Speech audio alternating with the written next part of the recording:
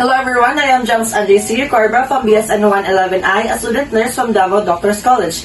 And in this video, I'll be performing my return demonstration and assessing the cardiovascular system. Cardiovascular system is an organ system that permits blood to circulate and transport nutrients, oxygen, carbon dioxide, hormone, and blood cells. It provides nourishment, fight diseases, stabilize temperature, and maintain the homeostasis. Now, review the client's medical record. Determine the scope of the assessment. Prepare the materials such as the ruler, pen light, and of course, a stethoscope. And introduce self. Greet the client politely, verify client identity, and explain the procedure. And don't forget to perform the hand hygiene to deter the spread of microorganisms. Hello, sir. Good morning. I am James, your student nurse for today. Before anything else, sir, can you please tell me your name, please? Silent Babaw. Your age? 20 years old. What do you want me to call you, sir? You can simply call me Sai. Okay. And for today, sir, I am going to assess your cardiovascular system to detect if there is any abnormalities. Is that okay with you, sir? That's it. It's okay. Okay, thank you. As you can see, sir, I have already closed the curtains and the doors. This is to provide privacy. Before you proceed, sir, do you have any questions or clarifications? No, I don't have any questions. Okay, thank you. So now ensure the client's comfort and then inquire the client if there is any history of cardiac. Ask for lifestyle habits that are risk for factors for cardiac problem. So, sir, do you have any past history about cardiac? No. How about your current lifestyle? I just do simple things in my life. I do exercise once or twice a week, and I'm a coffee lover, but I sometimes lessen my coffee because every time I drink coffee, I experience palpitation. Yeah. Okay, thank you. So now, sir, let's proceed. For now, the first assessment is assessing the jugular veins and carotid arteries. First thing to do is position the client to the supine position with the head of the bed elevated between 30 to 45 degrees, making sure that the head and torso of the patient is now on the same plane. Next is turn the patient head slightly away from the side being examined, and then shine a pen light source onto the neck and suprasternal area to observe any pulsations. If done, assess for the jugular venous pressure by locating the highest point of distension. Note that the jugular vein should not be distended, bulging at 45 degrees. Now measure the vertical distance in centimeter above the external angle by extending long rectangular card horizontally and also centimeter ruler vertically from the sternal angle.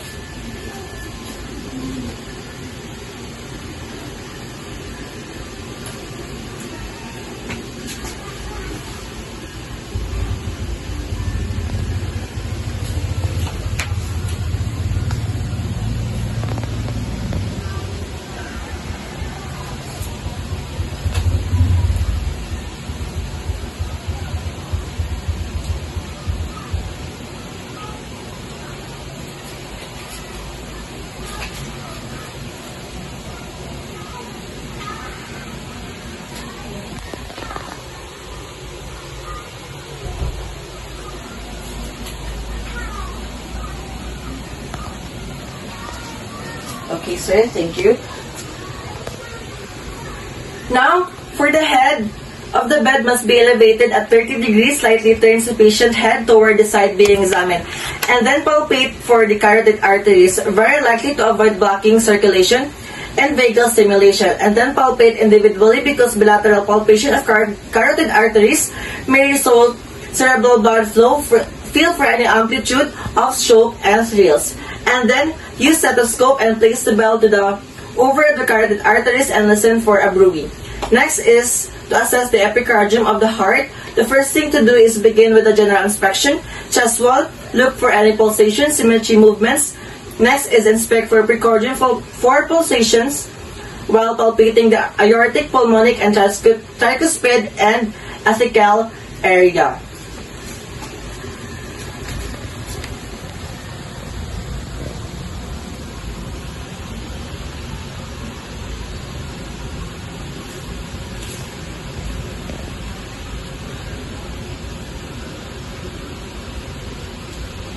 Thank you.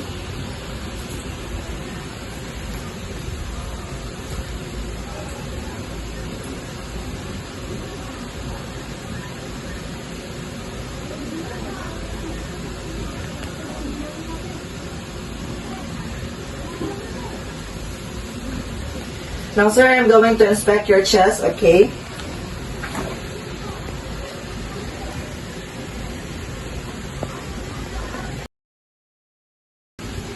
Now, palpate for hips and lips using the palm or hold the finger pads obliquely against the chest.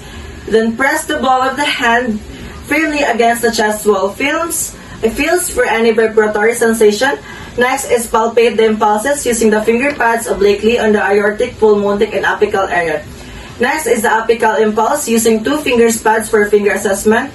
Use for finger 1 only to confirm the pulse. If unable to feel the reposition, the patient to roll partly to left side and palpate again. And if unable, ask the client to exhale fully and hold for a moment. Next is to palpate the epigastric area.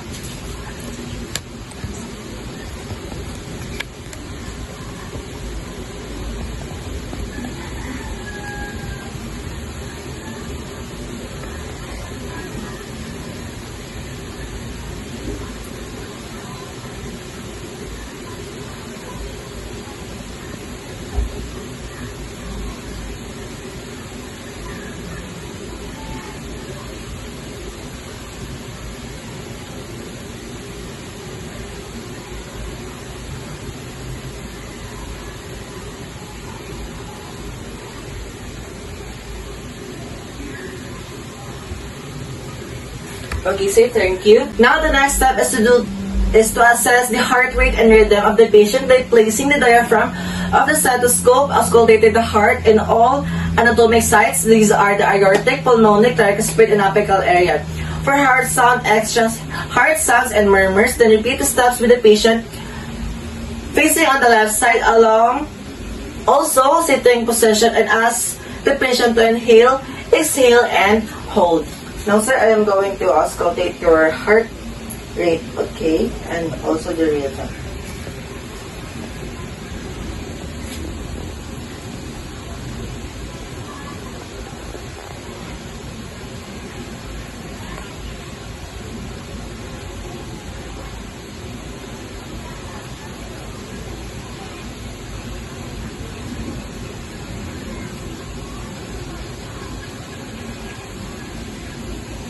Okay, sir, can you please move to the left side, right side?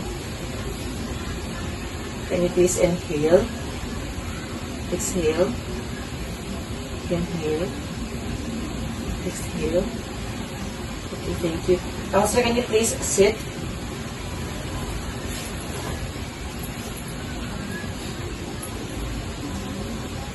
And inhale, please.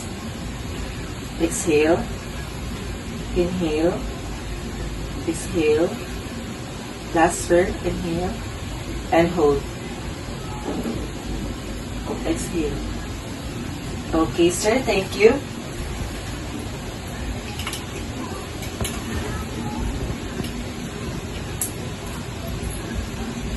For now, inspect the arms and legs. Now, sir, can I see your hands? So that the temperature is good, the skin color is consistent.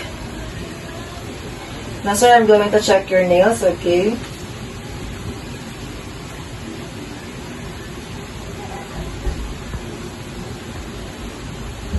Everything is good, sir.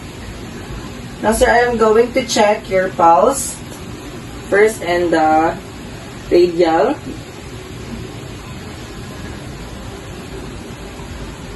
Okay, next in the ulnar.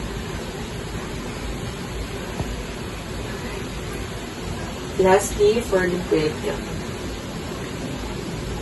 Okay, sir. Your pulse is good and strong. Okay, sir. Now I'm going to perform the Allen test, which is done to test the patency of the client ulnar and medial artery. Ask the client to close and open the hand and squeeze it after. Now, sir, can I have your hand? And can you please close and open and squeeze?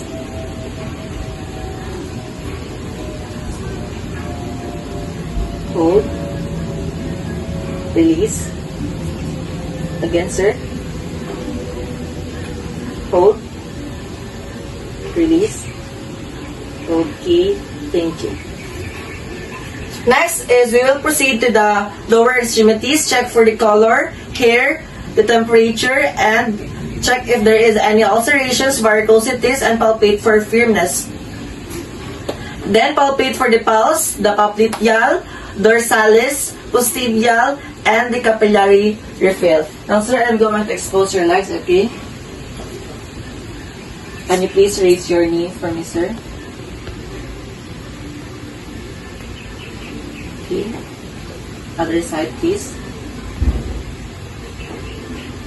Okay, sir. Thank you.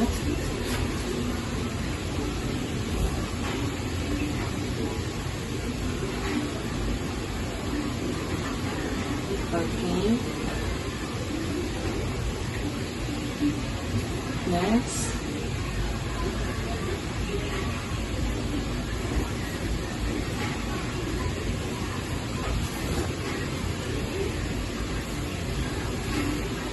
Now, sir, your pulse is good and it has a normal rhythm. Okay, sir? Okay. Okay, thank you. Now, we will proceed to the Human's test, which is a procedure to assess the deep veins. Now, sir, can you please stand up and walk for me?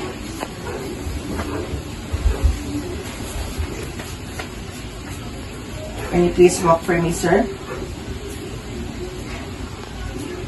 Again. Last, sir. Walk.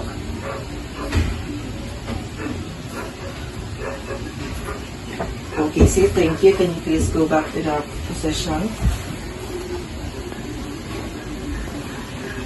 Now, sir, we're done assessing everything. And as a result, upon auscultation of your neck, everything is normal. I didn't hear any swishing. No thrills noted, and your jugular venous is at 6 cm with bed elevated at 30 degrees, which is good. And also to your chest or to your accordion, that the movement is symmetrical, no retractions or thrills. The heart rate is 130 BPM because as you said, you palpate, you are experiencing palpitations, and which is not normal. Now for your upper and lower extremities, the result is symmetrical, no edema, skin is warm, capillary refill is good, the radial pulse, the ulnar and umbilical parts are strong and very good, sir. Overall, sir, your cardiovascular system is experiencing an abnormality that is caused by caffeine. I suggest that lessen your caffeine intake and continue to eat healthy food and do exercise regularly, okay, sir? Okay. And thanks, sir, for your 100% cooperation for today for this assessment. Do you have any questions or clarifications, sir, before we end? No, I don't have any questions or clarification. Okay, thank you for that. And don't forget to perform the hand hygiene to deter the spread of microorganisms.